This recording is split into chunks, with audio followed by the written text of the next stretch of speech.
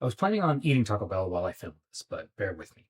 I'm Joe Thomas. I'm a hospitalist. I talk about public health, and I have to talk a lot because we live in the crappiest timeline, literally.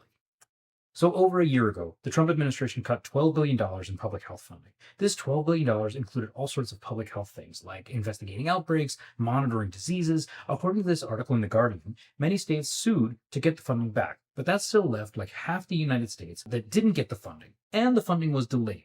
This affected health departments in probably every state. The CDC has been gutted. Now, don't get me wrong, the leadership of the CDC sucks right now, and the latest candidate for that top spot definitely sucks. But there are still genuinely good people still working there and trying to do good. One of the things for which funding got cut was FoodNet, which is the national tracker for foodborne illnesses and diseases. In 2025, Kennedy and Trump made it optional to report Cyclospora and several other pathogens. That is not the only reason we are in trouble right now, but it was just one less method of available communication, as they were already cutting other methods of public health communication and support. Fast forward to now.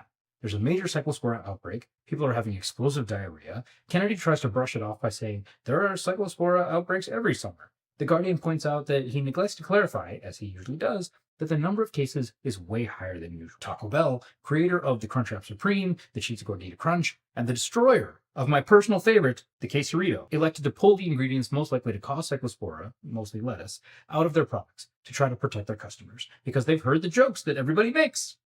Of course, this administration can't possibly reward people or corporations for taking public health measures seriously, so they announced that they were investigating Taco Bell and their lettuce as a source for Cyclospora. The outbreak has since been traced back to the lettuce from Taylor Farms. Taylor Farms had actually initially denied that it was any of their salad kits for personal customers, but they've been meeting with the White House. According to this New York Times article, the administration hasn't officially named Taylor Farms, but they did issue a recall to 27 states that appear to go beyond Taco Bell to other restaurants and food suppliers too. Now listen.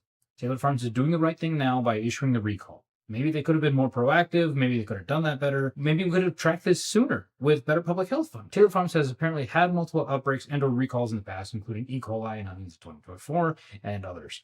I don't know enough about farming and these kinds of things. I'm not blaming them for the outbreaks necessarily, but it feels like they should at least be familiar with this procedure. I'm also seeing that apparently Taylor Farms CEO Bruce Taylor is a MAGA super donor, and Taco Bell's CEO Sean Trevant is black.